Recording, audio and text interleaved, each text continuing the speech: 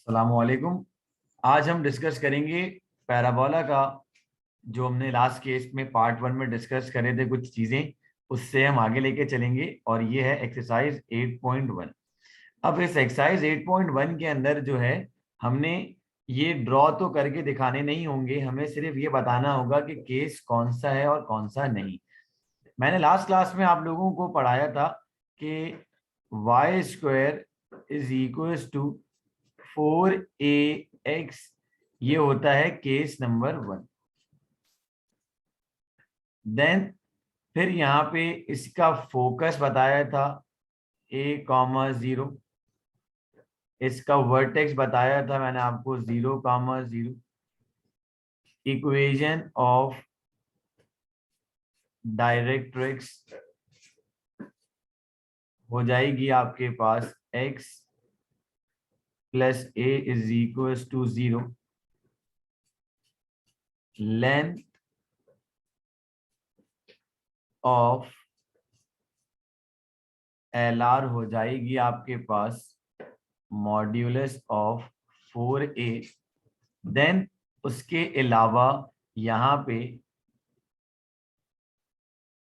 And point of LR आपके पास क्या हो जाएंगे, a, प्लस माइनस 2। तो बच्चों अगर केस 2 पे हम डिस्कस यानी कि बात करना चाहेंगे, तो केस नंबर 2 में हमारे पास हर चीज थोड़ी सी अलग हो जाती है। जैसे कि जो पैराबोला हमारे पास x पे बना हुआ था, यानी कि मैं इसकी एक रैंडम डायग्राम समझा देता हूँ। जो पैराबोला हमारे पास इस तरीके से बना हुआ था, अब वो बन जाएगा इस तरीके से। ठीक है जी। तो अब इस कंडीशन में इक्वेशन ऑफ पैराबोला हो जाएगी आपके पास y square is equal to 4a y। हमें पता है कि x एक्सिस पे y0, y एक्सिस पे x0, तो फोकस आपके पास हो जाएगा 0, a। वर्टेक्स वही रहेंगे 0, 0। इक्वेशन ऑफ डायरेक्ट्रिक्स आपके पास हो जाएगी y plus a is equal to 0। और एंड पॉइंट यानी कि लेंथ ऑफ लेटर सेक्ट्रम वही मॉडुलस ऑफ 4a रहेगी। और एंड पॉइंट ऑफ LR आपके पास अब हो जाएंगे 2a, a। तो ये केस 1 और केस 2 दोनों मैंने आपको समझा दिए। तो आइए हम क्वेश्चन नंबर 1 का सेकंड पार्ट करते हैं। फर्स्ट पार्ट इतना जरूरी नहीं है। सबसे पहले हम यहां लिखेंगे कि x square is equal to 8y। हम ड्रॉ नहीं करेंगे, हम सारी अदर इसके कंपोनेंट्स कैलकुलेट कर लेंगे। जैसे कि आपने इसे बोल दिया इक्वेशन नंबर 1। अब मैंने आपको बताया हुआ है कि अगर x पे स्क्वायर होगा तो principal axis is along y axis. और आपने फौरन से इसकी जनरलाइज इक्वेशन लिखनी है, x square is equal to 4ay।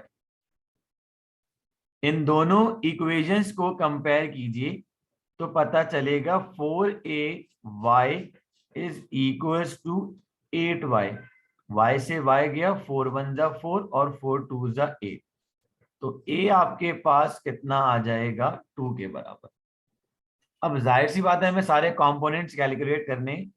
पहला कंपोनेंट वर्टेक्स 0, 0। दूसरा हो जाएगा फोकस 0, a, यानी कि 0, 2।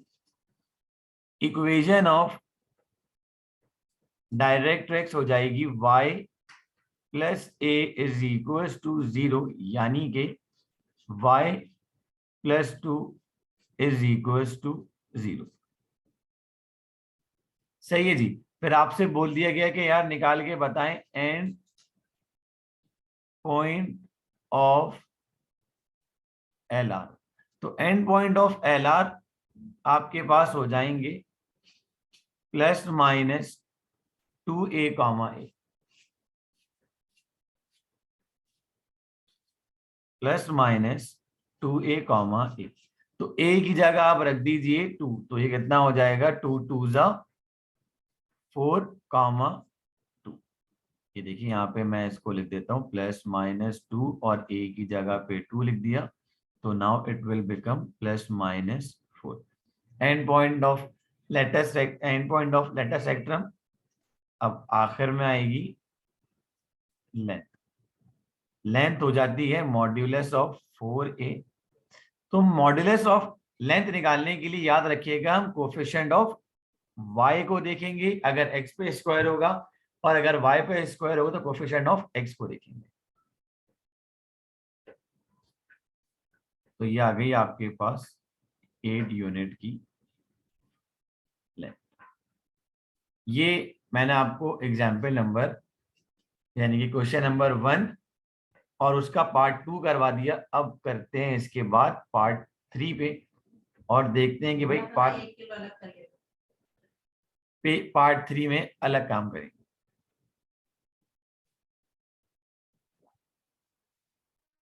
चलिए जी, इसका हम थर्ड पार्ट करते हैं। उस थर्ड पार्ट में लिखा हुआ है y square is equals to minus का 6x। तो अब आपने यहाँ पर इस सवाल को देखा और ये सोचा कि ये कौन सा केस है हमारे पास। तो यहाँ पे सबसे पहला काम आपने ये चेक करना है कि भाई ये y पे स्क्वायर है, तो आपने इसे बोल दिया इक्वेशन नंबर 1। और प्रीवियस लेक्चर मैंने आपको बताया था इफ y कंटेन स्क्वायर तो प्रिंसिपल एक्सिस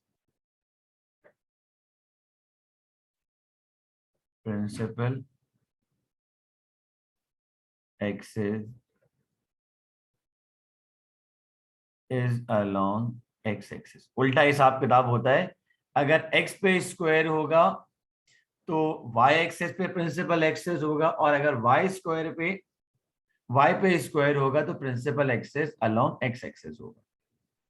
चलिए जी, आपने यहाँ पे इसकी जनरलाइज इक्वेशन लिखी y square is equal to 4ax। इन दोनों को कंपैरिजन पे लेके गए तो पता चला 4ax is equal to 6x, x से x कैंसिल आउट हुआ। Now the value of a becomes 3/2। ठीक है जी, आपने क्या कर दिया, इसको डिवाइड कर दिया। अब केस नंबर 1 के ये सारे कंपोनेंट्स हमने बारी बारी कैलकुलेट करने होंगे। तो सबसे पहला काम vertex of parabola 0,0। Second focus of parabola, जो पहले 0,a था अब वो a,0 है, यानी कि -2/3,0। तीसरा आपके पास हो जाएगा इक्वेशन ऑफ डायरेक्ट्रिक्स। तो बेटा यहाँ पे आपने a की जगह -2/3 पुट करना है, तो ये हो जाएगा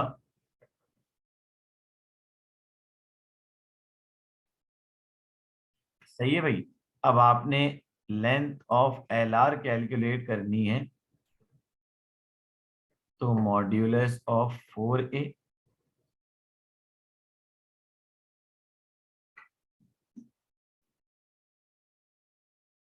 तो यहाँ पे आपके पास जो लेंथ ऑफ एल आर है वो कितनी हो जाएगी, तो अल्लाह भला करे आपका यहाँ पे जो लेंथ ऑफ एल आर है ये हो जाएगी आपके पास 8/3। ठीक है जी, ये आपने length of L are calculate कर लिया। इसके बाद फिर and point of L are निकालेंगे, हो गया क्वेश्चन सॉल्व। ओके जी, अब हम बात करेंगे क्वेश्चन नंबर 2। क्वेश्चन नंबर 2 में आपके पास जो है वो डिफरेंट डिफरेंट कंडीशंस हैं, और उन कंडीशन को आपने अंडरस्टैंड करके सिर्फ इक्वेशन ऑफ पैराबोला निकालनी है। Find the equations of the parabola satisfy the following condition. तो क्वेश्चन नंबर 2 है इसका पहला पार्ट। तो बेटा इसमें यहाँ पे कहना चाह रहा है कि वर्टेक्स जो है वो 0,0 पर है और फोकस जो है आपके पास 3,0 है। तो आपने यहाँ लिख दिया इज अलोंग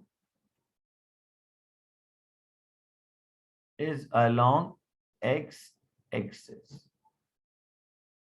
सही जी। कैसे पहचाना? क्योंकि वर्टेक्स 0,0 था और फोकस क्या था? 3,0। तो आपको पता है कि इसकी इक्वेशन हो जाएगी y square is equal to 4ax। तो आपने a की जगह पे रखना है 3 और ये हो जाएगा y square is equal to 12x। इसी का जल्दी सेकंड पार्ट भी कर लेते हैं हाथ के हाथ। सेकंड पार्ट में ये लिखा हुआ है आपके पास कि जो वर्टेक्स हैं अब वो 0,0 पर है और फोकस जो है आपके पास 0,-6। तो आप बोलेंगे principal axis is along y axis और इसकी इक्वेशन हो जाएगी x square is equal to 4ay। आपने a की जगह -6 पुट कर देना है तो ये हो जाएगा x square is equal to -24y। अब जैसे कि हमारे पास जो अगला क्वेश्चन है अगले पार्ट में ये कहना चाह रहा है कि आपके पास जो फोकस है वो -2,3 है। तो अगर बच्चों फोकस -2,0 है तो मतलब केस कौन सा हो जाएगा आपके पास? 1। तो इक्वेशन सेट करेंगे आप इसके लिए y square is equal to 4ax। ठीक है जी। क्लियर है यहां तक बात? तो फिर हम आगे चलते हैं।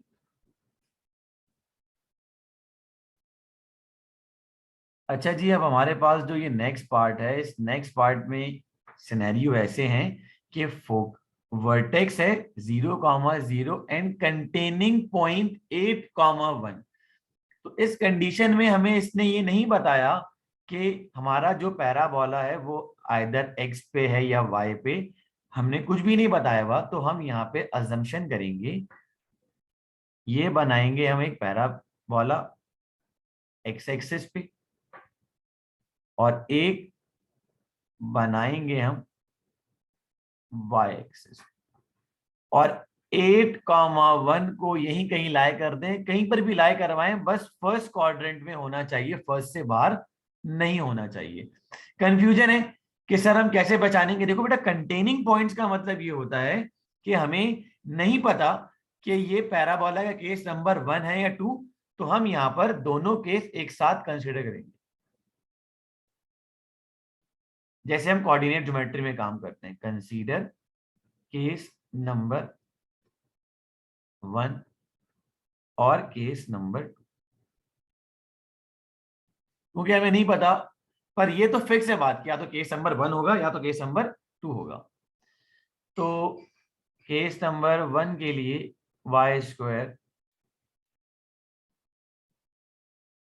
इज इक्वल टू 4ax और केस 2 के लिए y square is equal to 4ay। Now एक रीजन मेंशन करेंगे जैसे हम कोऑर्डिनेट ज्योमेट्री में करते हैं। Since point 8,1 lies on the parabola,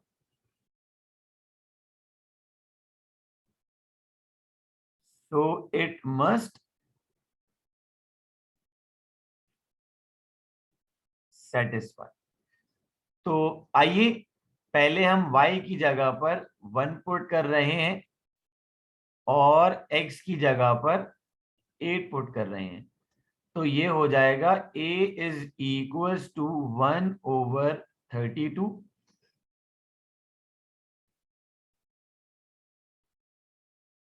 और अब यहाँ पर आए तो यहाँ हमने करा भाई 8 का स्क्वायर 4a1, तो ये हो जाएगा आपके पास 4a इज इक्वल टू 64, तो ये आपके पास हो जाएगा 60। तो दोनों a की वैल्यू ये कहां पुट होगी, इक्वेशन 1 और ये इक्वेशन 2। तो बस अब इसे पुट कर देते हैं। y square is equal to 4ax,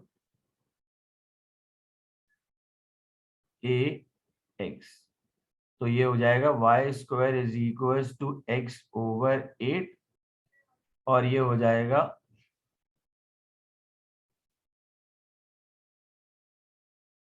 x square is equal to 4a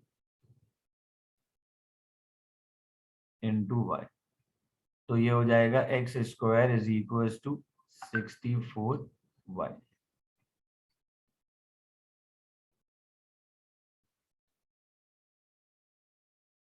okay जी, अब हम क्वेश्चन नंबर 1 ही का एक और पार्ट करते हैं, और इस पार्ट में ये डेरिवेशन टाइप का क्वेश्चन है, क्वेश्चन नंबर 2 का पार्ट 6।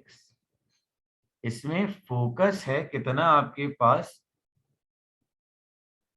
-5,3 और डायरेक्ट एक्स गिवन है 7। तो अब यहां पर हम अपनी कंडीशन लेके चलेंगे पैराबोलिक कर्व। तो मैं यहां पर नॉर्मल तरीके से इस क्वेश्चन को सॉल्व करवाता हूं, जैसे मैंने आपको डेरिवेशन करवाई थी पैराबोला की वैसे ही। तो जनाब पहले तो हम यहाँ पर एक कोऑर्डिनेट एक्सिस बना देते हैं, फिर एक लाइन ड्रॉ करते हैं y इज इक्वल्स टू 7 पे। आपने मतलब बहुत रैंडम काम करना होगा, ये नहीं कि आप एक्यूरेट करके बना रहे हो। ये बन गया पैराबोला का कर्व, और अगर आप डायग्राम ना भी बनाओ तो चलेगा, कोई टेंशन नहीं। तो अब ये देखें कि ये पैराबोलिक कर्व है, ये एक पैराबोलिक कर्व है,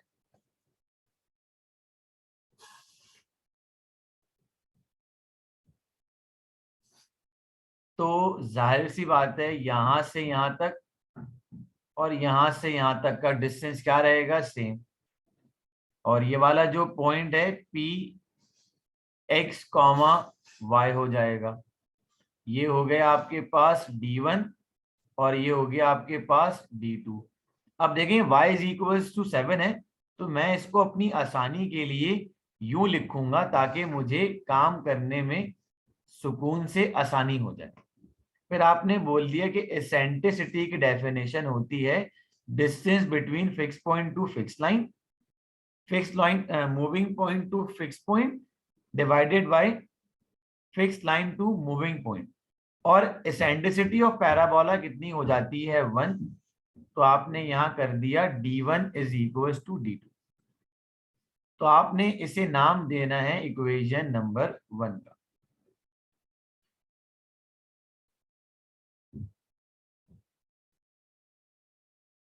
तो अब आपने यहां पर क्या करना है, D1 जो है वो हो जाएगा P से F तक का डिस्टेंस, तो इसके लिए अप्लाई करेंगे आप डिस्टेंस फॉर्मूला। तो x -5 का स्क्वायर और y -3 का स्क्वायर। अब डाटा वगैरह आप बना लीजिएगा, मैंने डायरेक्ट काम कर दिया है यहाँ पर।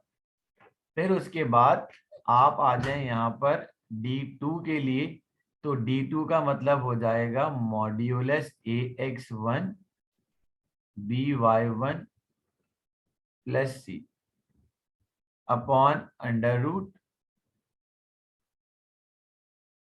A square B square. Hira को बुलाया और बताया कि भाई 0x 1y -7। तो बेटा ये पता चला यहाँ से, जब आपने इससे general equation of straight line से कंपेयर किया तो पता चला a बराबर हो जाएगा 0 के, b 1 के और c -7 के, और x1 y1 कितना हो जाएगा आपके पास xy के। तो अब आपने ये उठाया और D2 में इंसर्ट कर दिया, तो ये हो जाएगा y -7/1 का स्क्वायर। तो बेटा ये आपके पास D1 की वैल्यू और D2 दोनों ही की वैल्यू आ गई। फिर आपने यहाँ पे रेफरेंस देना है,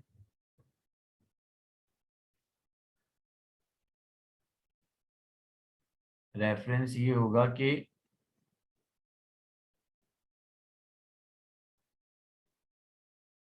now equation number 1, y -7 under root x + 5 का स्क्वायर y -3 का स्क्वायर, स्क्वायरिंग बोथ साइड करेंगे तो y -7 का स्क्वायर x + 5 का होल स्क्वायर y -3 का स्क्वायर और होल स्क्वायर, इससे इसको उड़ा दिया।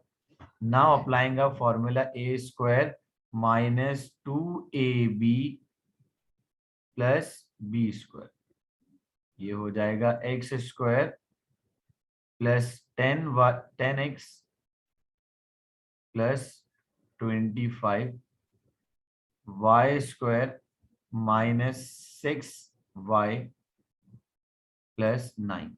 तो y² से ये वाला y² चला जाएगा और ये सब उठ कर यहाँ शिफ्ट कर दीजिएगा आप, तो ये आपके पास इक्वेशन ऑफ पैराबोला निकल कर आ जाएगी। आप चाहें तो एग्जाम्पल नंबर 3 कर सकते हैं इस एयर के लिए। एग्जाम्पल 3 बहुत ज्यादा इंपॉर्टेंट है, मैं आपको उसका डाटा समझाता हूं कि किस तरीके से आप उस सवाल को समझोगे कि ये क्या कहना चाह रहे हैं। एग्जाम्पल नंबर 3 में अगर आप आइए और उसमें ये लिखा हुआ है कि find the equation of parabola, जिसमें फोकस है आपके पास 3,4 और इक्वेशन ऑफ डायरेक्ट्रिक्स है x + y -1 = 0। तो यहां पर भी आप वही कॉन्सेप्ट यूज करेंगे बच्चों, D2/D1, और ये आ जाएगा इनके बिटवीन लोकस वाला पॉइंट। तो यहां से यहां तक डिस्टेंस फार्मूला, यहां से यहां तक परपेंडिकुलर डिस्टेंस फार्मूला। तो इसे ट्राई करके देखिएगा, एग्जाम्पल 3 को आराम से हो जाएगी आपसे। तो बेटा ये क्वेश्चन नंबर 2 के अच्छे खासे मैंने आपको पार्ट करा दिए हूँ, जो पार्ट अभी रह गए हैं वो केस नंबर 3-4 के बाद कराऊंगा। होप्स हो कि आपको पैराबोला क्लियर हो गया होगा। नेक्स्ट क्लास में इंशाल्लाह केस नंबर 3-4 भी डिस्कशन करेंगे।